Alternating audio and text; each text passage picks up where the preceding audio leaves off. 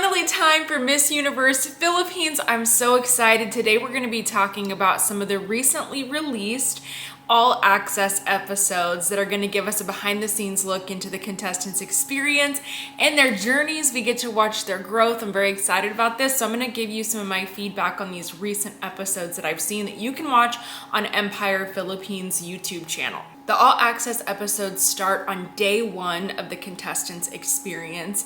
And on this first day, they did a photo shoot. Now, what was surprising for me here is that they were in quite casual clothes. And some of the contestants also seemed a little bit surprised by this because normally it's such a glamorous experience. They're typically very dressed up and not dressed down. The great part about these episodes is we get to hear from different contestants throughout the competition. We don't get to hear from everyone, but from the ones that we do get to hear their interactions with the host, it's really nice because we can learn just a little bit more about them. So I got to see this interview from Taguig, and let me just be clear, I want to talk about really the standouts. That's what I'm going to focus on in this episode, the ones that maybe go like I want to get to know more about her. So Taguig seemed so genuinely sweet, and I really liked how honest she was in her interview. So she talked about how she's actually a pageant fan. And if you've been following this year's competition so far, you'll already know that there are quite a few returning contestants from Binibining Pilipinas and also from Miss Universe Philippines.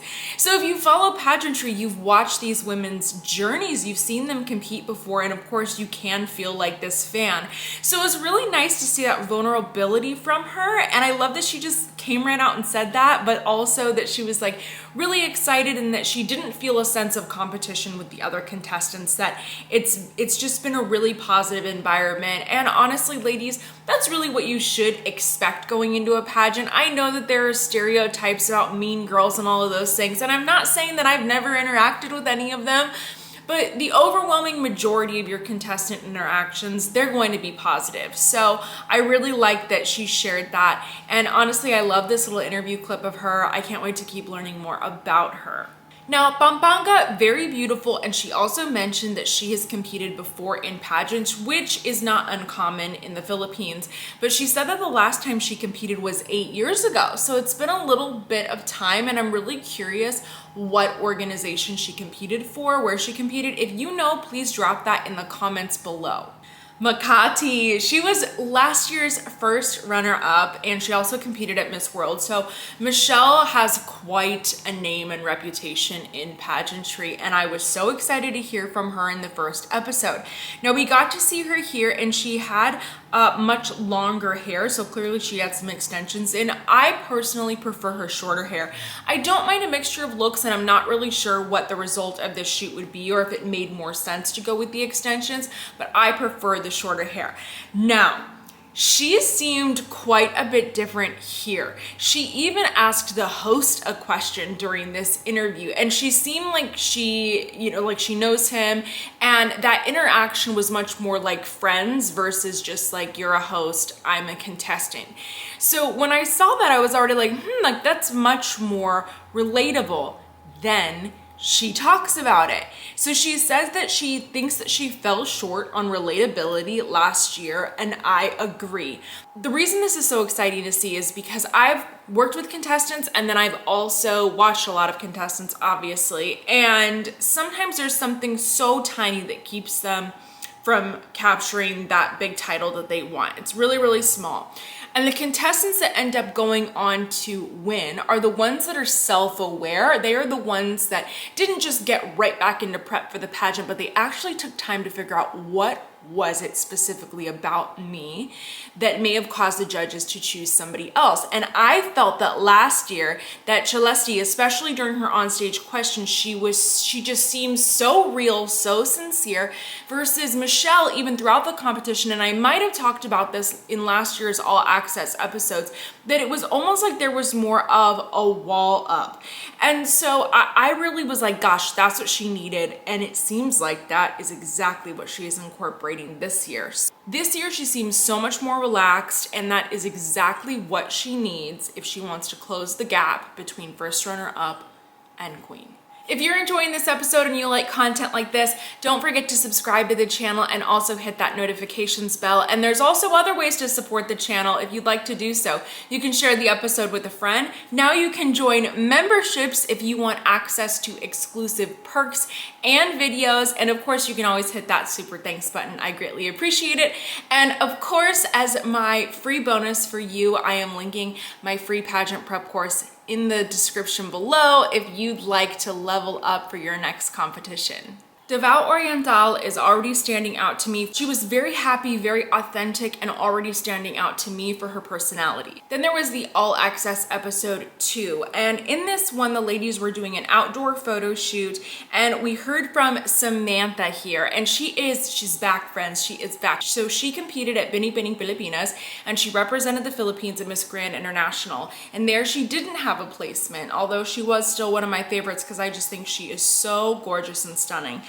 And I like this because she talked about the steps that she's already taking to demonstrate that she is a transformational leader through her actions and through her performances on stage. So that's very, very smart. She's showing an awareness of this new organization, this new era of Miss Universe. So I cannot wait to see her changes. Next, we got to see a little behind the scenes of their runway training day 1. Absolutely love that. And honestly, these walks were already really impressing me. I was just like, oh, these little clips, like, I cannot wait. And we were just looking at walks. We weren't even looking at poses and turns really. No, straight walks, impressive. So I love that they do this for the ladies because it really is gonna make the show production so much better.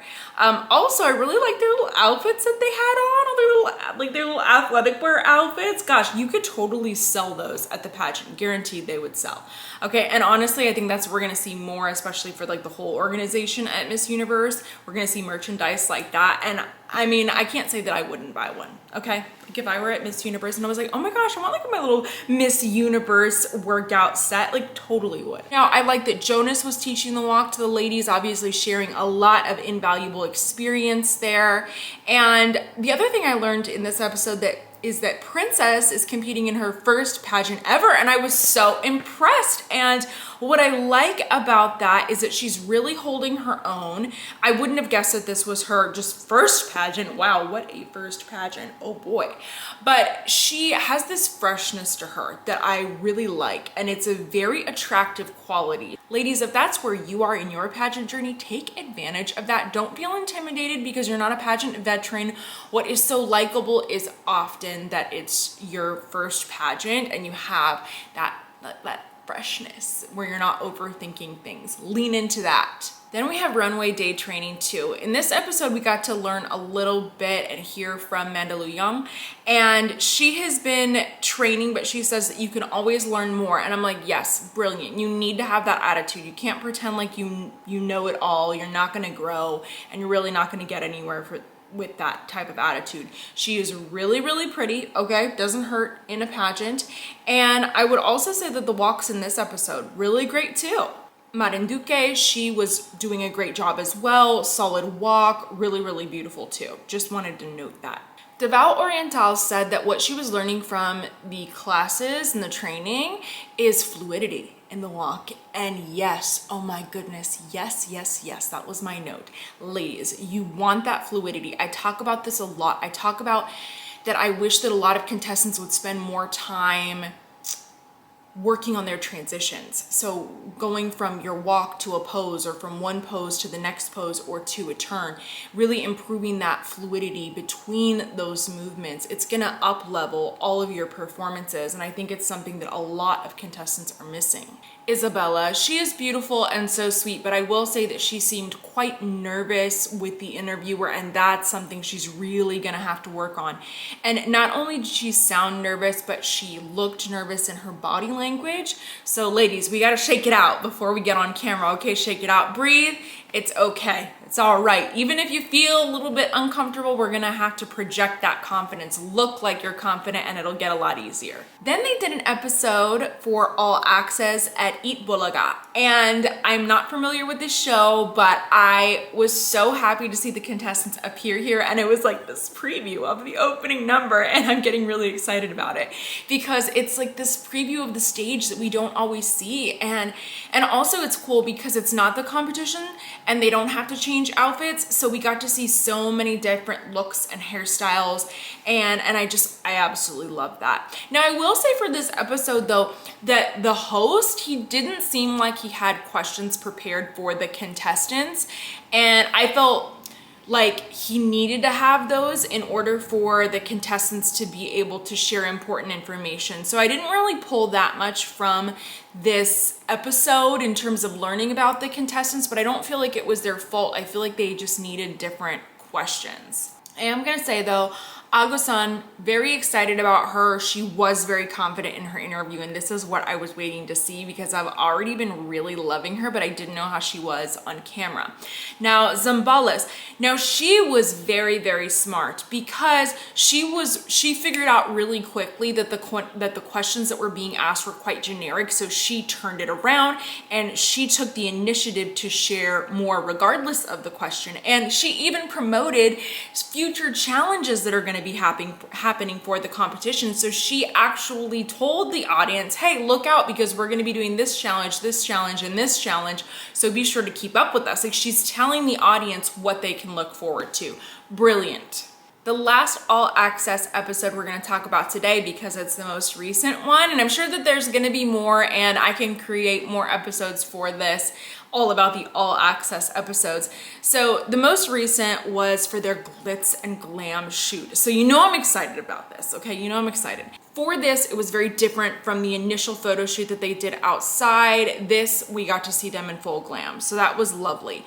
Baguio looks gorgeous, just as last year's representative was stunning, and honestly, I'm really sad that she did not return this year. I hope she's just taking a little time off and that she'll come back again because loved her. The color on her, gosh, this like beautiful turquoise ocean blue color was so lovely. The hair, the makeup as well. Whoever was on her glam team just did a phenomenal job. The venue that they were at was the Ascot Makati, and the general manager shared this really sweet story that she saw a little girl who was there having an interaction with one of the contestants. She asked for a photo with her. She was very, very excited. And then she mentioned that how great would it be if in the future that little girl became a contestant. And you know what? It does happen. And I just thought that that was so sweet that she wanted to share that moment with everyone. Then we got to hear from Zambales, and I will say, gosh, also very, very beautiful, beautiful gown, great styling. I love to see all of that. Now Cavite, all right. So everybody's beautiful, right? But this look for me, like this look was just doing it. This red ball gown that she was wearing, oh my gosh, the way, I don't know what they put on her skin, but her collarbones were just glowing. The skin was glowing, the hair was back. This was a great look on her. I just wrote, geez, stunning in my notes. But she also got to share and explain that it takes about 2 hours to put together these looks for the ladies, and that she got help from the Miss Universe Philippines sponsors, which was really nice. So she seemed very at ease here. So my concern for her going into the competition, because I can sense a little bit of it, I can hear a little bit of that, just like that pageant talk when she speaks sometimes. Like for example, during an introduction where you're going to pre-prepare something. But I think that she excels so much more when she doesn't have a prompt ahead of time. She needs to be able to just like think on the spot. She does so much better with that. So I think she really needs to lean into that for the competition. That's all for today's episode. I hope that you're going to enjoy continuing this journey with myself and with the contestants. Gosh, I feel like it's my journey too, just being able to watch them and cheer for them. I can't wait to see, because this is the road to Miss Universe. It's like, this is a huge dream. So I'm so excited for them. I love watching it. And if you'd like to continue watching this journey, please, don't forget to subscribe. And then also be sure to check out these other recent episodes that I created for this most recent edition of Miss Universe. You might want to check those out. But I hope you enjoyed this episode and that you'll come back for a lot more.